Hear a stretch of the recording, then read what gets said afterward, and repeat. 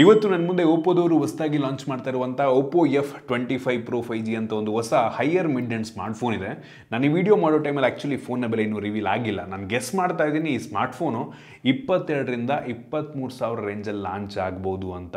Usually ಓಪೋದವರು ಈ F ಸೀರೀಸನ್ನು ಒಂದು ಒಳ್ಳೆ ಫ್ಲ್ಯಾಗ್ಶಿಪ್ ಲೆವೆಲ್ನ ಕ್ಯಾಮ್ರಾವನ್ನು ಸ್ವಲ್ಪ ಕಡಿಮೆ ಬೆಲೆಗೆ ಈ F ಸೀರೀಸ್ನಲ್ಲಿ ಲಾಂಚ್ ಮಾಡ್ತಾರೆ. ನಾನೊಂದು ಹೆವಿ ಎಕ್ಸೈಟ್ ಆಗಿದ್ದೀನಿ. ನಾನು Sandeep from tech in Kannada. ನಾನಿವತ್ತು ಈ ಸ್ಮಾರ್ಟ್ಫೋನ್ ಅನ್ಬಾಕ್ಸ್ ಮಾಡ್ತೀನಿ, ಯೂಸ್ ಮಾಡಿ ನನ್ನ ಎಕ್ಸ್ಪೀರಿಯನ್ಸ್ ನಿಮ್ಮ ಹತ್ರ ಶೇರ್ ಮಾಡ್ತಾ ಇದ್ದೀನಿ. ಏನು ಚೆನ್ನಾಗಿದೆ, ಏನು ಚೆನ್ನಾಗಿಲ್ಲ, ಈ ಪ್ರೈಸ್ ರೇಂಜಲ್ಲಿ ಈ ಸ್ಮಾರ್ಟ್ಫೋನ್ನ ಪರ್ಚೇಸ್ ಮಾಡ್ಬೋದಾ ತಿಳಿಸ್ಕೊಡ್ತೀನಿ. ಅದಕ್ಕಿಂತ ಮುಂಚೆ ನೀವು ನಮ್ಮ tech in Kannada YouTube subscribe ಮಾಡ್ಕೊಂಡಿಲ್ಲ ಅಂದರೆ ಈಗಲೇ ಸಬ್ಸ್ಕ್ರೈಬ್ ಮಾಡ್ಕೊಳ್ಳಿ ಮತ್ತು ಬೆಲ್ ಐಕಾನ್ ಕೂಡ ಕ್ಲಿಕ್ ಮಾಡ್ಬೋದು. ಮೊದಲನೇದಾಗಿ ಈ ಸ್ಮಾರ್ಟ್ಫೋನನ್ನು ಅನ್ಬಾಕ್ಸ್ ಮಾಡಿ ಗಮನಿಸ್ತಾ ಇದ್ದೀರಾ. ಈ ಫೋನ್ನ ಬಾಕ್ಸ್ ನಿಮಗೆ ಈ ರೀತಿ ನೋಡೋಕ್ಕೆ ಸಿಗುತ್ತೆ. ಈ ಬಾಕ್ಸನ್ನು ಓಪನ್ ಮಾಡಿದ ತಕ್ಷಣ ಇನ್ನೊಂದು ಸಣ್ಣ ಬಾಕ್ಸ್ ಇದೆ. ಅದರಲ್ಲಿ ನಮಗೆ ಒಂದು sim injection pin, user manual, quick start guide ಮತ್ತು ವಾರಂಟಿ ಕಾರ್ಡ್ ಮತ್ತು ಒಂದು ಟ್ರಾನ್ಸ್ಪರೆಂಟ್ ಬ್ಯಾಕ್ ಕವರ್ ಕೊಟ್ಟಿದ್ದಾರೆ. ಒಂದು ಒಳ್ಳೆ ಕ್ವಾಲಿಟಿಯ ಬ್ಯಾಕ್ ಕವರ್ ಇದಾಗಿದೆ. ಇದರ ಕೆಳಗಡೆ ಡೈರೆಕ್ಟಾಗಿ ನಮಗೆ ಈ ಒಂದು ಸ್ಮಾರ್ಟ್ಫೋನ್ ನೋಡೋಕ್ಕೆ ಸಿಗುತ್ತೆ. ಇದ್ರ ಬಗ್ಗೆ ಆಮೇಲೆ ಮಾತನಾಡ್ತೀನಿ. ಈ ಫೋನ್ನ ಕೆಳಗಡೆ ನಮಗೆ ಲಿಟ್ರಲಿ 67 ವ್ಯಾಟ್ನ ಒಂದು ಫಾಸ್ಟ್ ಚಾರ್ಜಿಂಗ್ ಅಡಾಪ್ಟರ್ ಕೊಟ್ಟಿದ್ದಾರೆ. ಬೆಂಕಿ ವಿಷಯ ಈ ಪ್ರೈಸ್ ರೇಂಜಿಗೆ. ಮತ್ತು ಕೊನೆಯದಾಗಿ USB Type-C data cable, charging cable Type-A ಇಂದ Type-C ಒಂದು ಒಳ್ಳೆ ಕ್ವಾಲಿಟಿಯ ಕೇಬಲ್ ಇದಾಗಿದೆ. ಇದನ್ನು ಬಿಟ್ಟರೆ ಬೇರೆನೂ ಸಹ ನಮಗೆ ಒಂದು ಬಾಕ್ಸ್ ಒಳಗೆ ಸಿಗ್ತಾ ಇಲ್ಲ. ಇನ್ನು ಡೈರೆಕ್ಟಾಗಿ ಸ್ಮಾರ್ಟ್ಫೋನಿಗೆ ಬಂತು ಅಂತ ಅಂದರೆ ಈ ರೀತಿ ನೋಡೋಕ್ಕೆ ಸಿಗುತ್ತೆ. ತುಂಬ ಯುನೀಕ್ ಕಲರ್ ಪ್ಯಾಟ್ರನ್ನ, ಡಿಸೈನ್ನ ಹೊಂದಿರುವಂಥ ಸ್ಮಾರ್ಟ್ಫೋನ್ ಅಂತ ಹೇಳಕ್ಕೆ ಇಷ್ಟಪಡ್ತೀನಿ. ಹಿಂದ್ಗಡೆಯಿಂದ ತುಂಬ ಡಿಫ್ರೆಂಟಾಗಿ ಕಾಣ್ತಾ ಇದೆ. ಇದ್ರ ಬಗ್ಗೆ ಆಮೇಲೆ ಮಾತನಾಡ್ತೀನಿ. ಸ್ಮಾರ್ಟ್ಫೋನ್ ಹೆವಿ ಲೈಟ್ ವೇಟ್ ಇದೆ, 177 ಗ್ರಾಮ್ ವೇಟ್ ಇರುವಂಥದ್ದು ಮತ್ತು ಹೆವಿ ತಿನ್ನಕ್ಕೆ ಕೂಡ ಇದೆ. 7.5 mm ಥಿಕ್ನೆಸ್ಸನ್ನು ಹೊಂದಿರುವಂಥದ್ದು. ಫ್ರಂಟಲ್ಲಿ ನೋಡ್ತಾ ಇದ್ದೀರಾ, ಆಲ್ಮೋಸ್ಟ್ ಬೆಝಲ್ಲೆಸ್ ಡಿಸ್ಪ್ಲೇ ಅಂತ ಹೇಳೋದಕ್ಕೆ ಇಷ್ಟಪಡ್ತೀನಿ. ಯೂನಿಫಾರ್ಮ್ ಬೆಝಲ್ನ ಹೊಂದಿರುವಂಥದ್ದು. ಟಾಪು ಮತ್ತು ಬಾಟಮು ಯೂನಿಫಾರ್ಮ್ ಆಗಿದೆ. ಲೆಫ್ಟ್ ಮತ್ತು ರೈಟ್ ಬೆಝಲ್ಲು ಕೂಡ ಯೂನಿಫಾರ್ಮ್ ಆಗಿದೆ. ಒಂದು ಸಣ್ಣ ಪಂಚೋಲು ಆಲ್ರೆಡಿ ಅವರೇ ಸ್ಕ್ರೀನ್ ಗಾರ್ಡ್ ಹಾಕಿದರೆ ಒಂದು ಒಳ್ಳೆ ವಿಷಯ. ಸೊ ಫ್ರಂಟಿಂದ ಹೆವಿ ಪ್ರೀಮಿಯಮ್ ಆಗಿ ಕಾಣುತ್ತೆ. ನನಗಂತೂ ಹೆವಿ ಇಂಪ್ರೆಸ್ ಮಾಡ್ತು. ಫ್ರಂಟಿಂದಂತೂ ಸಾಕಾಗಿ ಕಾಣುತ್ತೆ.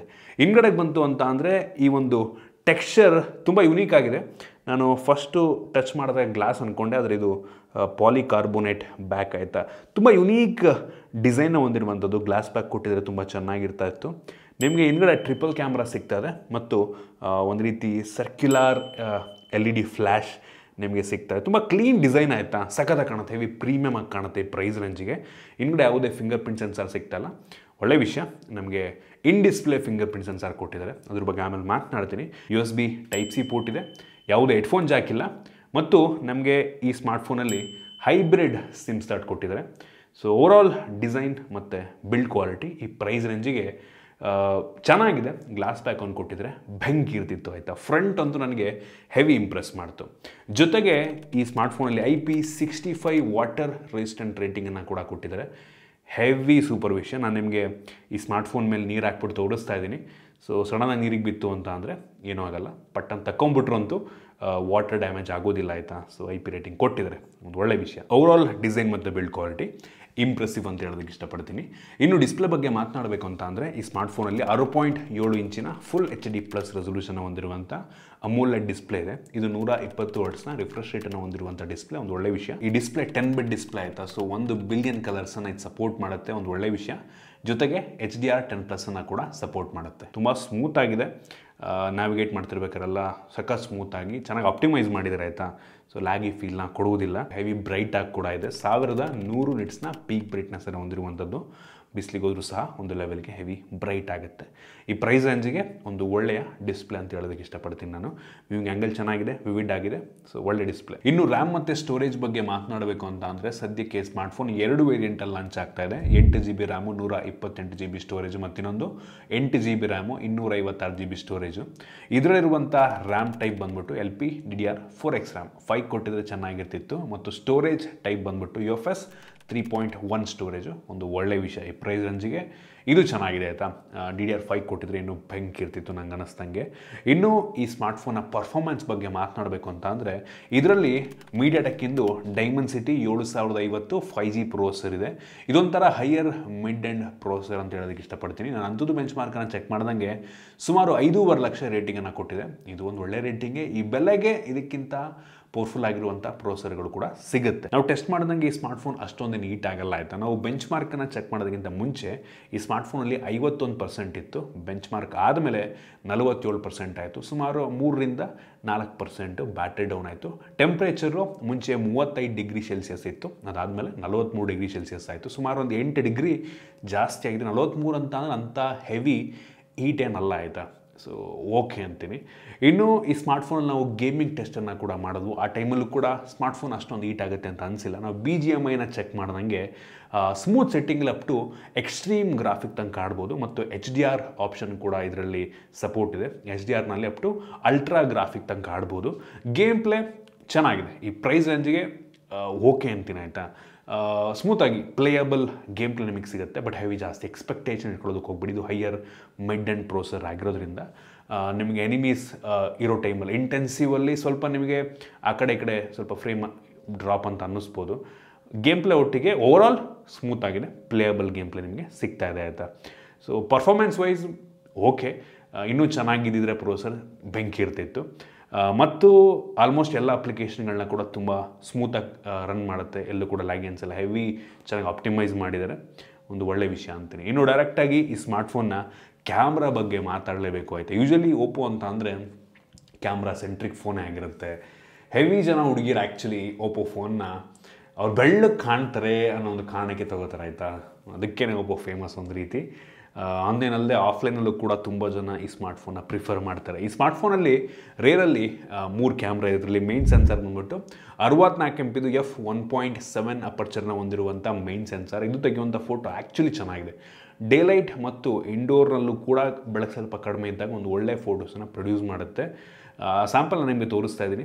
ಜೊತೆಗೆ ಇದರಲ್ಲಿ ನೈಟ್ ಮೋಡ್ ಸಹ ಇದೆ. ಸೊ ಬೆಳಕು ಕಡಿಮೆ ಇದ್ದಾಗ ಕತ್ಲೆಯಲ್ಲೂ ಕೂಡ ಲಾಂಗ್ ಎಕ್ಸ್ಪೋಜರ್ ಶಾಟನ್ನು ತೆಗೆದುಬಿಟ್ಟು ನಿಮ್ಗೆ ಒಳ್ಳೆ ಬೆಳಕಿರೋ ಥರ ಫೋಟೋನ ಪ್ರೊಡ್ಯೂಸ್ ಮಾಡುತ್ತೆ.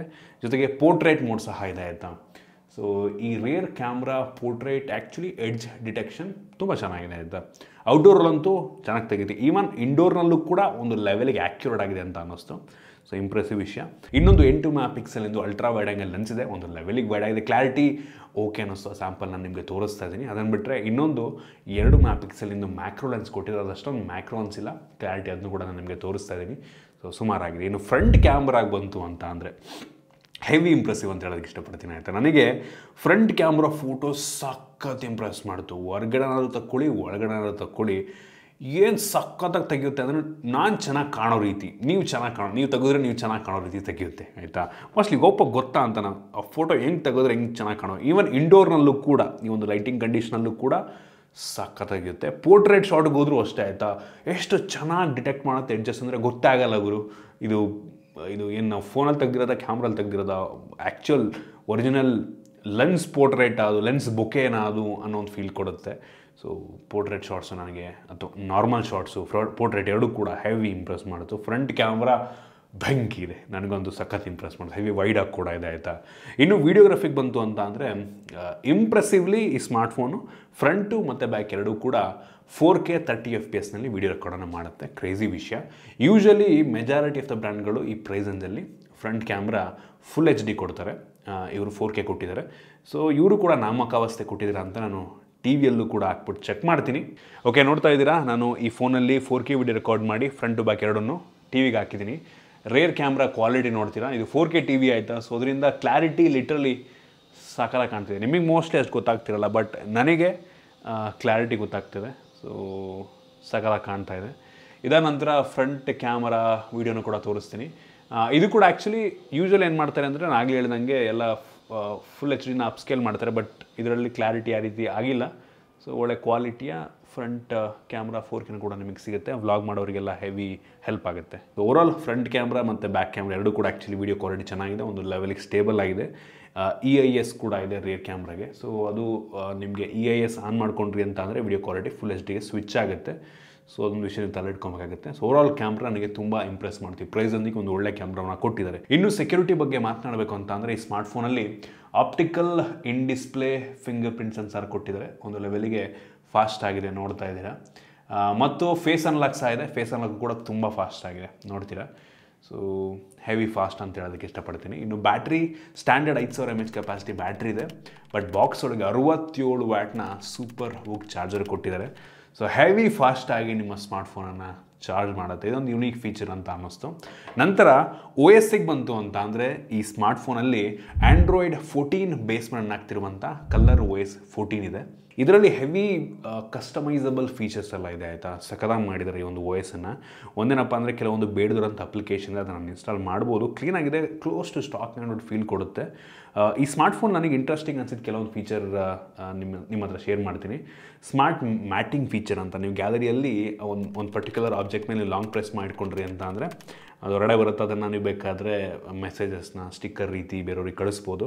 ಲಿಂಕ್ ಬೂಸ್ಟ್ ಅಂತ ಒಂದು ಕಲರ್ OS ಫೀಚರ್ ಆಯಿತು. ಇದೇನಪ್ಪ ಅಂತ ಅಂದರೆ ಹೆವಿ ಕ್ರೌಡ್ ಇರುವಂಥ ಜಾಗದಲ್ಲಿ ನೆಟ್ವರ್ಕ್ ಚೆನ್ನಾಗಿ ಬರುತ್ತಂತೆ, ಬೂಸ್ಟ್ ಮಾಡೋದಂತೆ, ಒಂದು ನೆಟ್ವರ್ಕ್ ಕವರೇಜ್ ನಿಮಗೆ ಚೆನ್ನಾಗಿ ಸಿಗೋ ರೀತಿ ಏನೋ ಮಾಡುತ್ತಂತೆ. ಸೊ ಆ ಒಂದು ಫೀಚರ್ನ ಕೂಡ ಇದರಲ್ಲಿ ಕೊಟ್ಟಿದ್ದಾರೆ. ನಂತರ ಸ್ಮಾರ್ಟ್ ಟಚ್ ಫೀಚರು, ನೀವು ಯಾವುದೇ ಒಂದು ಸ್ಕ್ರೀನಲ್ಲಿ ಬ್ರೌಸರ್ ಓಪನ್ ಮಾಡಿರ್ತೀರ, ಸೊ 3 ಸಲ ಸ್ಕ್ರೀನ್ ಮೇಲೆ ರೀತಿ ಸ್ವೈಪ್ ಮಾಡಿದ್ರೆ ಸ್ಕ್ರೀನ್ಶಾಟ್ ತಗೊಳುತ್ತೆ. ಆ ಒಂದು ಸ್ಕ್ರೀನ್ಶಾಟ್ನ ಕೆಳಗಡೆ ನಿಮಗೆ ಎಕ್ಸ್ಟ್ರಾಕ್ಟ್ ಕಂಟೆಂಟ್ ಅನ್ನೋ ಒಂದು ಆಪ್ಷನ್ ಬರುತ್ತೆ. ಅದನ್ನು ನೀವು ಪ್ರೆಸ್ ಮಾಡಿದ್ರಿ ಅಂತ ಅಂದರೆ ಆ ಒಂದು ಪರ್ಟಿಕ್ಯುಲರ್ ಸ್ಕ್ರೀನ್ಶಾಟ್ನಲ್ಲಿ ಏನಾದ್ರು ಟೆಕ್ಸ್ಟ್ ಇದ್ದರೆ ನೀವು ಕಾಪಿ ಮಾಡ್ಕೊಬೋದು. ಇಮೇಜ್ ಇದೆ ಅಂತಂದರೆ ಅದು ಆಟೋಮೆಟಿಕಾಗಿ ಸೆಲೆಕ್ಟ್ ಮಾಡ್ಕೊಳ್ಳುತ್ತೆ ಆಯಿತಾ. ಹೆವಿ ಯೂಸ್ ಆಗುವಂಥ ಫೀಚರು. ಸೊ ಇದನ್ನು ಕೊಟ್ಟಿದ್ದಾರೆ. ಜೊತೆಗೆ ಫೈಲ್ ಡಾಕ್ ಫೀಚರ್ ಸಹ ಇರುವಂಥದ್ದು. ಸೊ ನೀವು ಈ ಸ್ಕ್ರೀನ್ಶಾಟ್ ತೆಗೆದ್ರಿ ಅಂದ್ಕೊಳ್ಳಿ, ಅಥವಾ ಯಾವುದೋ ಬ್ರೌಸರ್ನಲ್ಲಿ ಫೈಲ್ ಆಟೋಮೆಟಿಕ್ಕಾಗಿ ನೀವು ಡ್ರ್ಯಾಗ್ ಮಾಡಿಕೊಂಡು ಆ ಒಂದು ಡಾಕ್ ಒಳಗೆ, ಫೈಲ್ ಡಾಕ್ ಒಳಗೆ ಹಾಕಿದ್ರಿ ಅಂತ ಅಂದರೆ ಥರ್ಡ್ ಪಾರ್ಟಿ ಅಪ್ಲಿಕೇಶನ್ ಒಳಗಡೆ, ವಾಟ್ಸಪ್ ಅಥವಾ ಯಾವುದೇ ಒಂದು ಥರ್ಡ್ ಪಾರ್ಟಿ ಅಪ್ಲಿಕೇಶನ್ ಒಳಗಡೆ ಆ ಡಾಕಿಂದ ಡೈರೆಕ್ಟಾಗಿ ಫೈಲ್ಸನ್ನು ನೀವು ಡ್ರ್ಯಾಗ್ ಮಾಡ್ಕೊಬೋದು. ಸೊ ಹೆವಿ ಯುನೀಕ್ ಫೀಚರ್ ಅನ್ನಿಸ್ತು. ಅದನ್ನು ಬಿಟ್ಟರೆ ನಿಮಗೆ ಈ ಒಂದು ಕಲರ್ OS-ನಲ್ಲಿ smart always on display feature ಇದೆ. ವಾಲ್ಪೇಪರ್ ಪರ್ಸನಲೈಸೇಷನ್ ಮಾಡ್ಕೊಬೋದು, ಯುನೀಕ್ ರಿಂಗ್ ಟೋನ್ಸ್ ಎಲ್ಲ ಕೊಟ್ಟಿದ್ದಾರೆ. ಸೊ ಓವರಾಲ್ ಕಸ್ಟಮೈಸೇಷನಿಗೆ ತುಂಬ ಚೆನ್ನಾಗಿದೆ ಅನ್ನಿಸ್ತು. ಸಾಫ್ಟ್ವೇರ್ ಅಪ್ಡೇಟ್ ಎಷ್ಟು ಕೊಡ್ತಾರೆ ಅಂತ ಗೊತ್ತಿಲ್ಲ ನನಗೆ ಅನ್ನಿಸ್ದಂಗೆ. ನಂಗೆ ಒಂದು 2 ವರ್ಷ ಸಾಫ್ಟ್ವೇರ್ ಅಪ್ಡೇಟ್ ಕೊಡಬಹುದು, 2+3 ಕೊಡಬಹುದು ಅಂತ ಕಾಣುತ್ತೆ. ಯಾವುದೇ ಒಂದು ಕನ್ಫರ್ಮೇಷನ್ ಇಲ್ಲ. ಇನ್ನು ಸ್ಪೀಕರ್ ಬಗ್ಗೆ ಮಾತನಾಡಬೇಕು ಅಂತ ಅಂದರೆ ಮೋನೋ ಸ್ಪೀಕರು, ಬಾಟಮ್ ಫೈರಿಂಗು. ಸ್ಪೀಕರ್ನ ಕ್ಲಾರಿಟಿ ಆ್ಯಕ್ಚುಲಿ ಚೆನ್ನಾಗಿದೆ, ಜೋರಾಗಿ ಕೂಡ ಕೇಳುತ್ತೆ. ಮತ್ತು 100% ವಾಲ್ಯೂಮ್ ಕೊಟ್ಟಾದ್ಮೇಲೆ ಇನ್ನೊಂದ್ಸಲ ಟ್ಯಾಪ್ ಮಾಡಿದ್ರೆ 300%ಗೆ ಬೂಸ್ಟ್ ಆಗುತ್ತೆ. ಅದೊಂದು ಸ್ವಲ್ಪ ಬೇಸ್ ನಿಮಗೆ ಜೋರಾಗಿ ಕೇಳೋಕ್ಕೆ ಶುರುವಾಗುತ್ತೆ. ಕ್ಲಾರಿಟಿ ಸ್ಟಿಲ್ ಚೆನ್ನಾಗಿ ಕೇಳುತ್ತೆ ಆಯಿತಾ. ಸ್ಪೀಕರ್ ಮೋನೋ, ಸ್ಟೀರಿಯೋ ಕೊಟ್ಟಿದ್ರೆ ಚೆನ್ನಾಗಿರ್ತಿತ್ತು. ಇನ್ನು ಕನೆಕ್ಟಿವಿಟಿ ಬಗ್ಗೆ ಮಾತನಾಡಬೇಕು ಅಂತ ಅಂದರೆ ಈ ಸ್ಮಾರ್ಟ್ಫೋನಲ್ಲಿ ಬ್ಲೂಟೂತ್ 5.3 ಕೊಟ್ಟಿದ್ದಾರೆ. ಡ್ಯೂಯಲ್ ಬ್ಯಾಂಡ್ ವೈಫೈನ ಜೊತೆಗೆ ವೈಫೈ 6 ಕೂಡ ಸಪೋರ್ಟ್ ಆಗುತ್ತೆ, ಒಂದು ಒಳ್ಳೆಯ ವಿಷಯ. ಮತ್ತು ಕ್ಯಾರಿಯರ್ ಅಗ್ರಿಗೇಷನ್ ಸಪೋರ್ಟ್ ಸಹ ಇದೆ. ಮತ್ತು ನಮ್ಮ ಭಾರತದ ಎಲ್ಲ 5G ಬ್ಯಾಂಡ್ಗಳು ಕೂಡ ಸಪೋರ್ಟ್ ಆಗುತ್ತೆ, ತಲೆ ಕೆಡಿಸ್ಕೊಂಬೇಡಿ. ಇದನ್ನು ಬಿಟ್ಟರೆ ಈ ಸ್ಮಾರ್ಟ್ಫೋನಲ್ಲಿ ಎಲ್ಲ ಬೇಸಿಕ್ ಸೆನ್ಸರ್ಸು ಗೈರೋ ಎಲ್ಲ ಚೆನ್ನಾಗಿ ವರ್ಕ್ ಆಗುತ್ತೆ. ಇದಿಷ್ಟು ಈ ಸ್ಮಾರ್ಟ್ಫೋನಿಂದು ಕೆಲವೊಂದು ಮೈನ್ ಫೀಚರ್ಸ್. ನೀವಾಗಾದರೆ ಕೇಳ್ಬೋದು ಈ ಸ್ಮಾರ್ಟ್ಫೋನನ್ನು ಈ ಪ್ರೈಸ್ ರೇಂಜಿಗೆ ಪರ್ಚೇಸ್ ಮಾಡ್ಬೋದಾ ಅಂತ. ನಾನಂತೀನಿ ನಿಮಗೇನಾದರೂ ಒಂದು ಒಳ್ಳೆ ಕ್ಯಾಮ್ರಾ ಸ್ಮಾರ್ಟ್ಫೋನ್ ಬೇಕು ಈ ಪ್ರೈಸ್ ರೇಂಜಿಗೆ ಅಂತ ಅಂದರೆ ಇದು ಬೆಂಕಿ ಆಪ್ಷನ್ ಆಗುತ್ತೆ. ಯೂಶಲಿ ಸ್ಮಾರ್ಟ್ಫೋನ್ನ ಆಫ್ಲೈನಲ್ಲಂತೂ ಹೆವಿ ಜನ ಹುಡುಗಿರು ಪರ್ಚೇಸ್ ಮಾಡ್ತಾರೆ. ಹುಡುಗಿರ ಕೈಯಲ್ಲಿ ಮೆಜಾರಿಟಿ ಒಪ್ಪೋ ಫೋನೇ ಇರುತ್ತೆ. ಏನಕ್ಕೆ ಅಂತ ಅಂದರೆ ಇದು ತೆಗೆಯುವಂಥ ಫೋಟೋಸು ಅವರು ಚೆನ್ನಾಗಿ ಕಾಣೋ ರೀತಿ, ಬೆಳ್ಳಗೆ ಚೆನ್ನಾಗಿ ಕಾಣೋ ರೀತಿ ಮಾಡುತ್ತೆ. ಅದಕ್ಕೋಸ್ಕರ ಮೆಜಾರಿಟಿ ಆಫ್ ದ ಹುಡುಗಿರು ಈ ಸ್ಮಾರ್ಟ್ಫೋನ್ನ ಪರ್ಚೇಸ್ ಮಾಡ್ತಾರೆ. ಕ್ಯಾಮ್ರಾ ಅಂತೂ ಬೆಂಕಿದೆ, ಅದರಲ್ಲೂ ಫ್ರಂಟ್ ಕ್ಯಾಮ್ರಾ ಅಂತೂ ನನಗೆ ಹೆವಿ ಇಂಪ್ರೆಸ್ ಮಾಡ್ತು. ಅದನ್ನು ಬಿಟ್ಟರೆ ಒಳ್ಳೆ ಡಿಸೈನ್ ಇದೆ, ಲುಕ್ ಚೆನ್ನಾಗಿದೆ, ಫ್ರಂಟಿಂದ ಅಂತೂ ಸಕಲಾಗಿ ಕಾಣುತ್ತೆ. ಡಿಸ್ಪ್ಲೇ ಚೆನ್ನಾಗಿದೆ, ರ್ಯಾಮ್ ವೇರಿಯಂಟು ಓಕೆ, ಒಳ್ಳೆ ಕ್ಯಾಮ್ರಾ ಇದೆ. ಪರ್ಫಾರ್ಮೆನ್ಸ್ ಸ್ವಲ್ಪ ಇನ್ನೂ ಚೆನ್ನಾಗಿರ್ಬೋದಾಗಿತ್ತು, ಇದಕ್ಕಿಂತ ಒಳ್ಳೆ ಪ್ರೊಸೆಸರ್ ಕೊಡ್ಬೋದಾಗಿತ್ತು. ಮತ್ತು battery okay, charger heavy fast charger, OS ಚೆನ್ನಾಗಿದೆ. ಸೊ ಈ ಪ್ರೈಸ್ ರೇಂಜಿಗೆ ಒಂದು ಒಳ್ಳೆ ಆಪ್ಷನ್ ಆಗುತ್ತೆ ಆಯಿತಾ. ಬಟ್ ಇನ್ನೊಂದು ಸ್ವಲ್ಪ ಕಡಿಮೆಗೆ ಲಾಂಚ್ ಆಗಿದ್ರೆ ಇನ್ನೂ ಚೆನ್ನಾಗಿರ್ತಿತ್ತು. ನೋಡಿ, ಕ್ಯಾಮ್ರಾಗೋಸ್ಕರ ತೊಗೊಳ್ಳೋರು ಆರಾಮಾಗಿ ಪ್ರಿಫರ್ ಮಾಡ್ಬೋದು. ಇದಿಷ್ಟು ಈ ಸ್ಮಾರ್ಟ್ಫೋನ್ ಬಗ್ಗೆ ನನ್ನ ಹಾನೆಸ್ಟ್ ಒಪಿನಿಯನ್ನು. ನಿಮಗೆ ಅನ್ನಿಸಿದ್ರ ಬಗ್ಗೆ ದಯವಿಟ್ಟು ಕಾಮೆಂಟ್ ಮಾಡಿ. ಇಷ್ಟ ಆಗಿದ್ರೆ ಲೈಕ್ ಮಾಡಿ, ಶೇರ್ ಮಾಡಿ. ಇದೇ ರೀತಿ ನಮ್ಮ ಬೇರೆ ಬೇರೆ ವಿಡಿಯೋಗಳಿಗೆ ನಮ್ಮ tech in Kannada YouTube subscribe ಮಾಡ್ಕೊಂಡಿಲ್ಲ ಅಂದರೆ ಈಗಲೇ ಸಬ್ಸ್ಕ್ರೈಬ್ ಮಾಡ್ಕೊಳ್ಳೋದು, ಬೆಲ್ ಐಕನ್ ಕೂಡ ಕ್ಲಿಕ್ ಮಾಡ್ಬೋದು. ಸಿಗೋಣ ಮುಂದಿನ ವಿಡಿಯೋದಲ್ಲಿ.